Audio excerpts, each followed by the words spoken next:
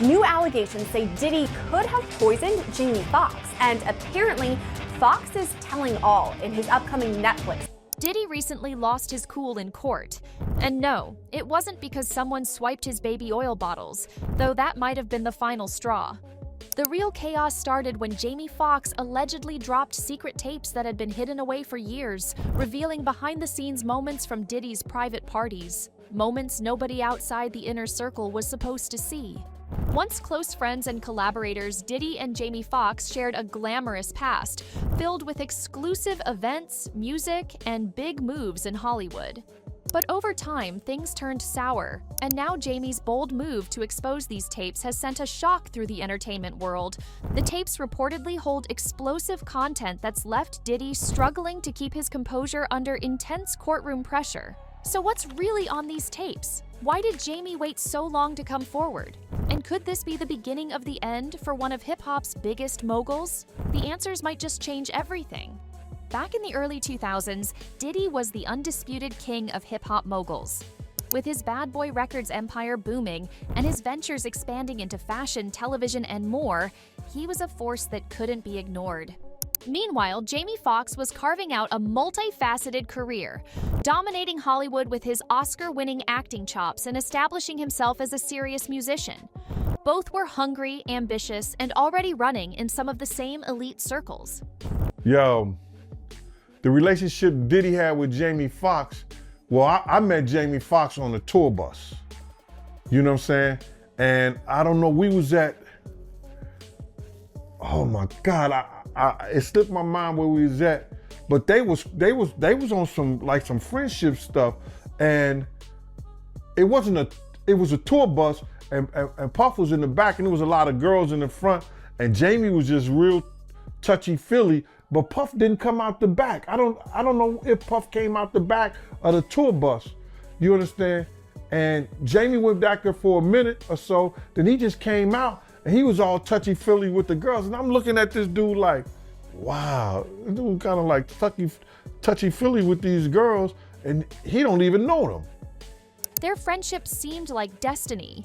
Two powerhouses bonding over big ideas, late-night studio sessions, and high-profile parties where champagne flowed and futures were forged. Sources from that era say their bond was built on respect, shared struggles as black men in entertainment, and a desire to rise together. They collaborated on projects, supported each other publicly, and seemed to genuinely enjoy each other's company. But as the saying goes, the higher you climb, the harder the fall. By the mid-2010s, whispers of tension started to bubble beneath the surface. Just silent, but not Jamie Foxx, because yesterday he took it upon himself to roast Diddy at a comedy club he was hosting with his daughter. That Diddy is crazy, huh? I don't know if he's going to jail, but he's a nasty.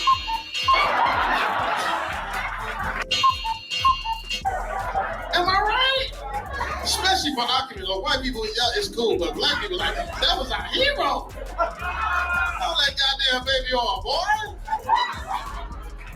And then the urine. You know what I'm talking about, the urine.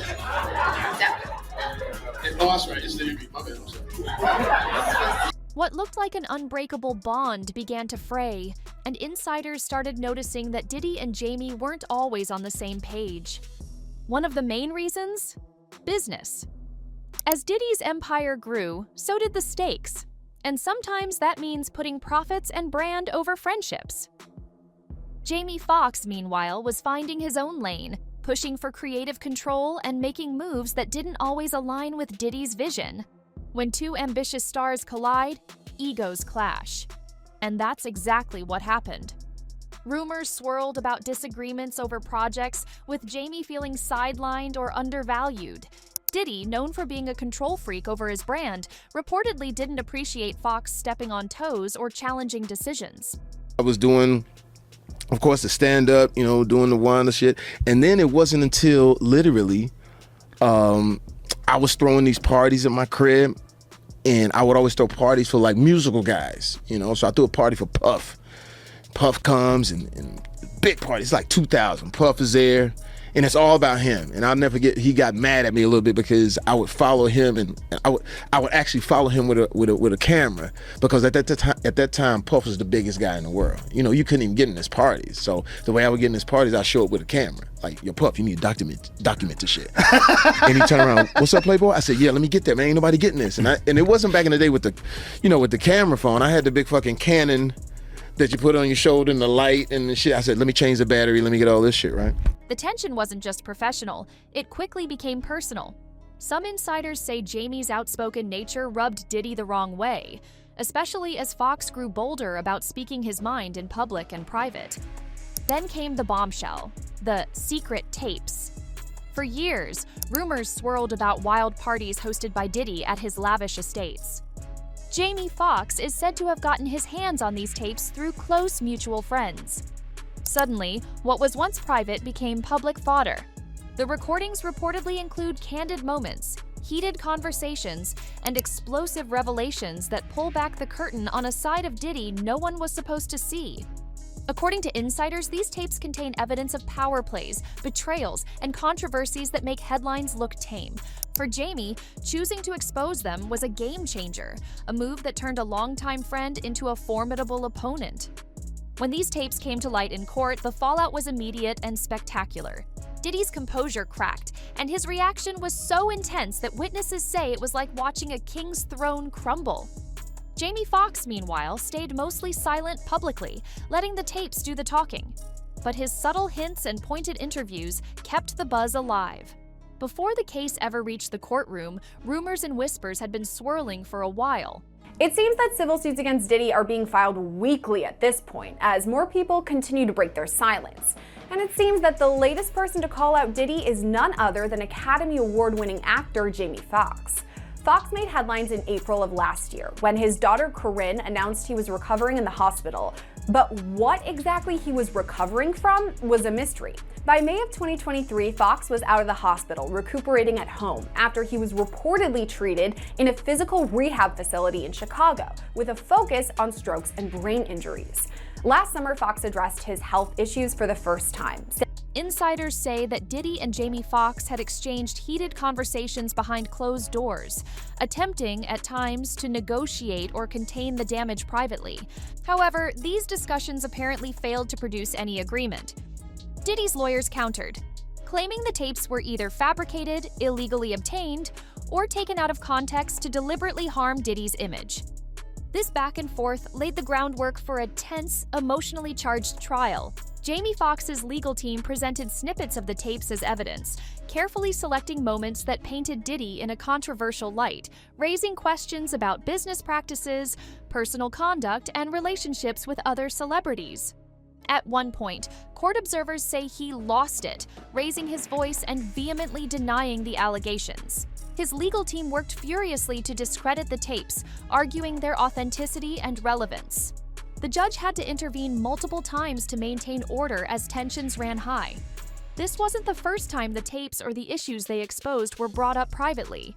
According to sources close to the situation, Jamie Foxx had previously approached Diddy, or at least tried to, in an attempt to resolve matters out of court. However, those conversations reportedly ended in deadlock, with neither side willing to back down. Diddy's camp insists that Jamie's move to go public was a betrayal, a last resort after failed negotiations. On the other hand, Jamie's team claims he had no choice, stating the evidence was too serious to keep under wraps. Now, during the court hearing between Diddy and Jamie Foxx, a serious claim came out. Jamie Foxx's team said that Diddy had tried to poison Jamie at a private party. This shocked many people because it was a very serious accusation. The event happened way before the court case. It was at one of Diddy's private parties where many celebrities were invited. Jamie was there with friends and other stars. At some point, Jamie was given a drink by someone he thought he could trust. After drinking it, Jamie suddenly felt very sick. He became dizzy, his stomach hurt, and he had trouble standing. His friends quickly helped him leave the party and get medical help. Doctors later said that Jamie's symptoms matched poisoning. Jamie and his team believed someone had put something harmful in his drink on purpose. Because of the problems Jamie and Diddy had been having, Jamie's team suspected Diddy was behind it. Jamie's lawyers shared testimony from people who were at the party. Some said they saw odd behavior from certain guests near Jamie's drink. Medical experts explained that Jamie's sickness looked like it was caused by poison. Diddy's lawyers strongly denied the accusation. They said it was not true and called it a lie made to hurt Diddy's reputation. They argued that Jamie's illness could have had other causes and said there was no proof linking Diddy to the poisoning. No police reports or criminal charges had been filed, and Diddy's team said the claim was part of a plan to damage him. Even though Diddy's team denied it, the poisoning claim made the court case much more serious. The fight between the two men was no longer just about business or friendship. Now it included a serious and dangerous accusation. People reacted in different ways. Some believed Jamie's story and thought the feud had become very dangerous. Others thought the claim might be exaggerated to gain sympathy or help in court. It wasn't the first time Diddy faced serious accusations of trying to harm those around him. Over the years, several people close to him have come forward with claims that paint a troubling picture of his behavior behind the scenes. From former partners to assistants and even bodyguards, many have spoken about moments when Diddy's actions crossed the line, causing fear and harm. Of alleged victim Mia testifying under a pseudonym. There is a lot to break down with respect to her direct testimony, her cross-examination by the defense. Remember yesterday, she testified that she was verbally, physically assaulted by Sean Combs, goes to potentially forced labor as the underlying crime of racketeering. Remember, prosecutors have to prove at least 2 underlying crimes of racketeering. Forced labor is one of them. I also think her testimony goes to this pattern of criminal activity for racketeering. And her testimony, of course, helps corroborate Cassie Ventura's claims of physical by Sean Combs. Now Cassie Ventura, the singer and model who was once Diddy's girlfriend. Their relationship was in the spotlight for years, and while it seemed glamorous from the outside, insiders say it was far from perfect.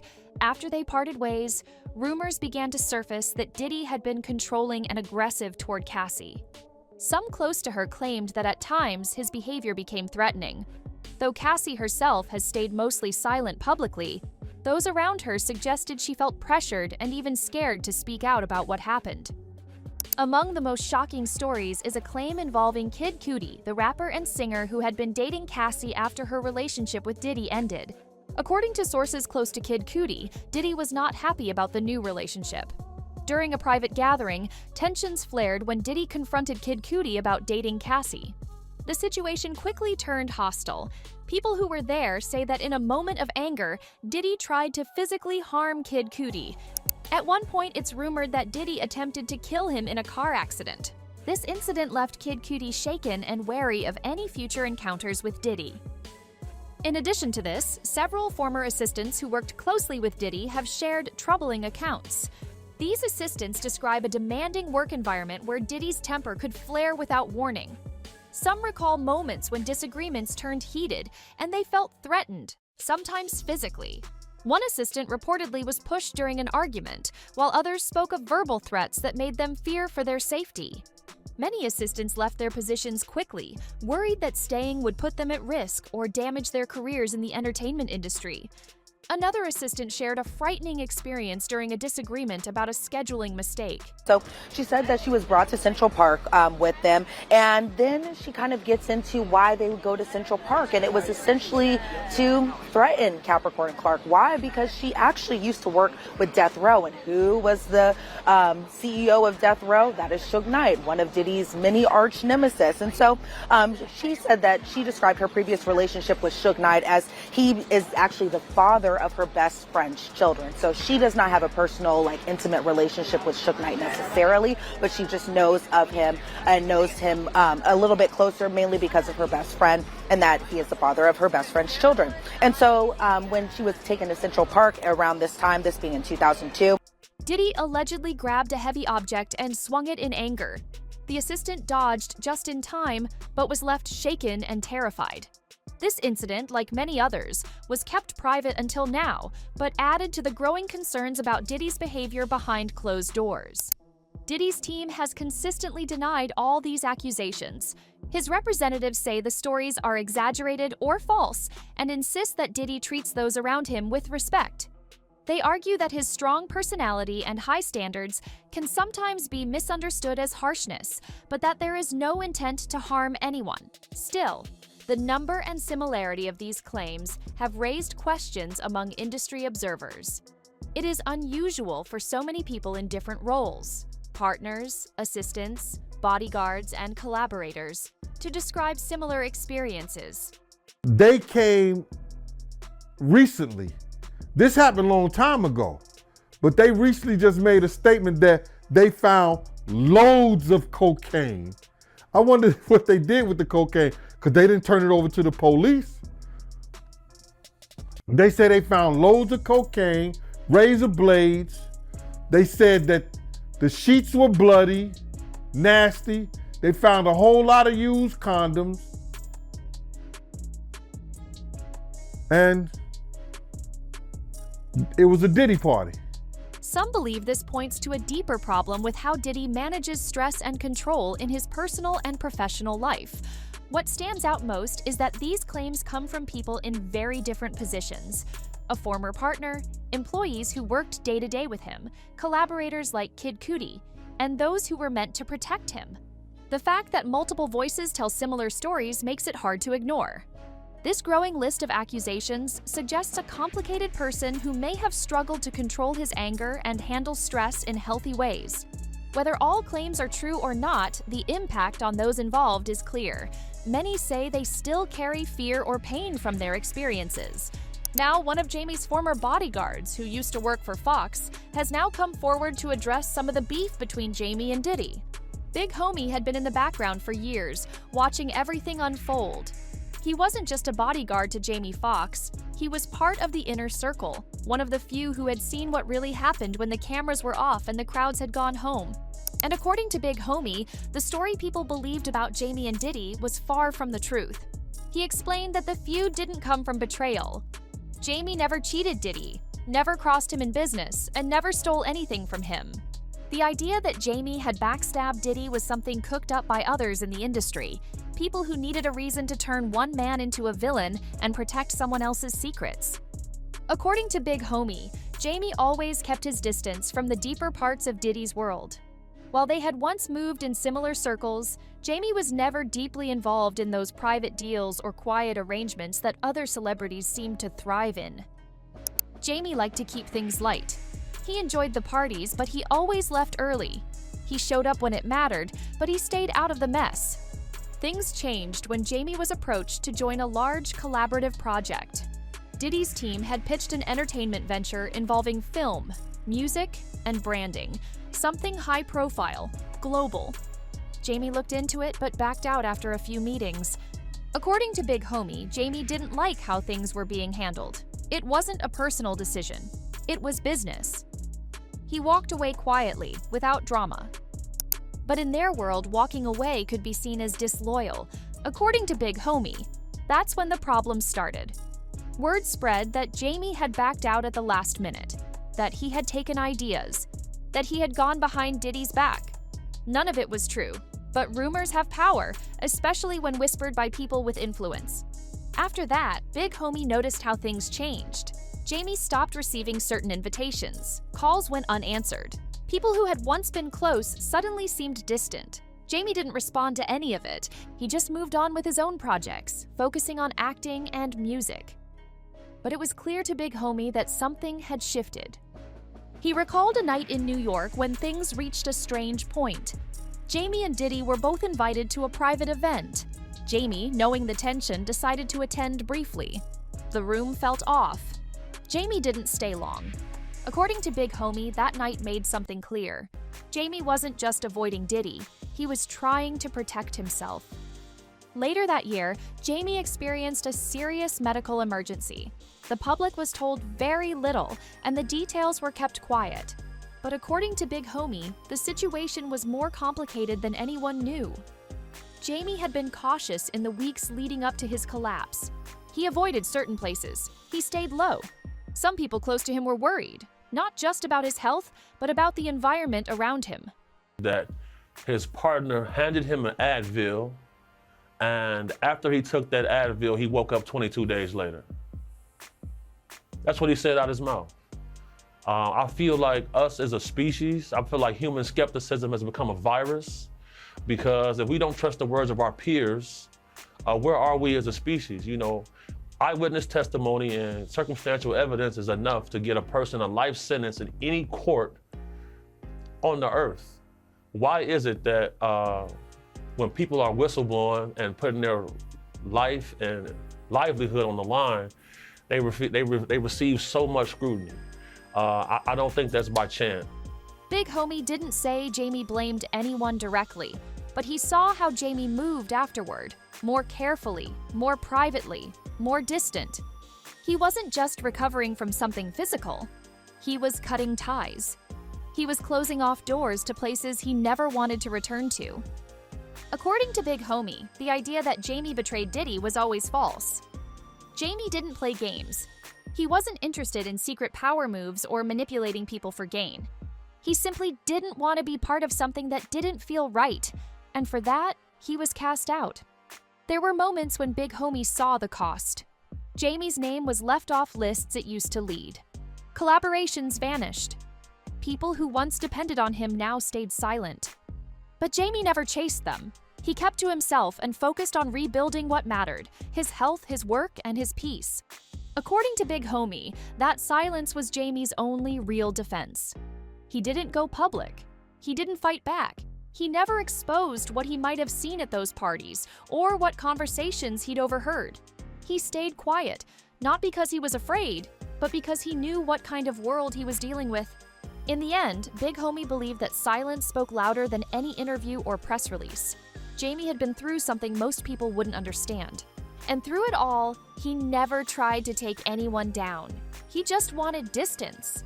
What Big Homie wanted people to understand was simple. Jamie Foxx didn't betray anyone. He didn't start a war with Diddy. He didn't leak secrets or play both sides. He made a decision to walk away.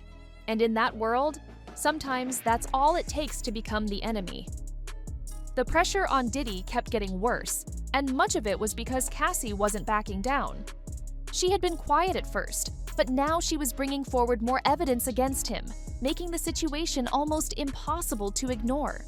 It started with hotel footage that showed things people hadn't seen before. The videos raised serious questions about Diddy's behavior, and it was clear they were just the beginning. Soon after, one of Diddy's former assistants came forward with shocking claims. The assistant said that Diddy had tried to hurt him, even going as far as trying to kill him. This was a serious accusation that made headlines everywhere. People who followed the case couldn't believe what they were hearing. It isn't just about the women coming forward anymore. Now even those closest to Diddy were speaking out against him. Cassie's best friend also stepped up to testify, sharing her own experience and confirming much of what Cassie had said. Her testimony added even more weight to the case. Suddenly, it wasn't just one or two voices. There were many, and their stories were lining up in ways that were hard to ignore. Right now, there are over 64 separate allegations against Diddy.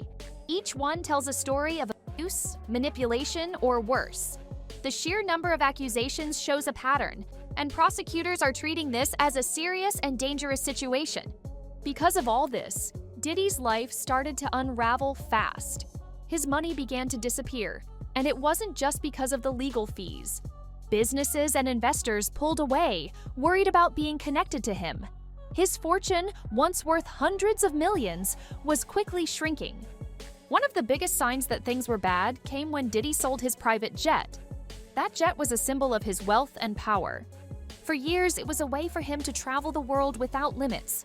But now, it had to go, sold off to cover his growing debts. It was a moment that shocked many. When a man like Diddy sells his jet, it means the money is really running out. It wasn't just the jet. Diddy's lawyers began dropping his case one by one. Many top legal teams refused to take him on, saying the case was too risky and likely to fail. The evidence against him was strong, and lawyers didn't want their reputations hurt by defending someone in such deep trouble.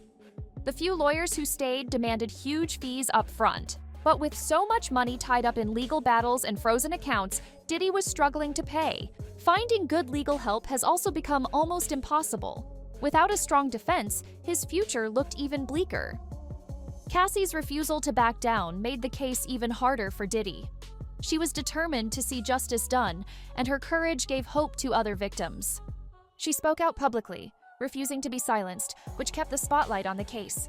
People who knew Diddy said he was becoming quieter, more cautious. The man who once ruled the entertainment world with confidence was now fighting just to stay afloat.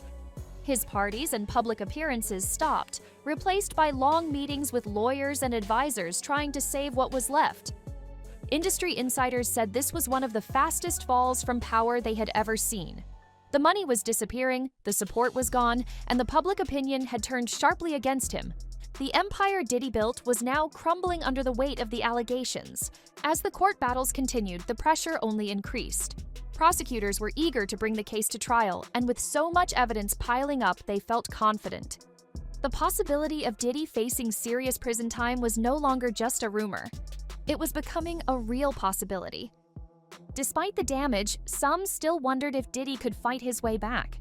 But with few lawyers willing to stand by him and his money nearly gone, the chances looked slim.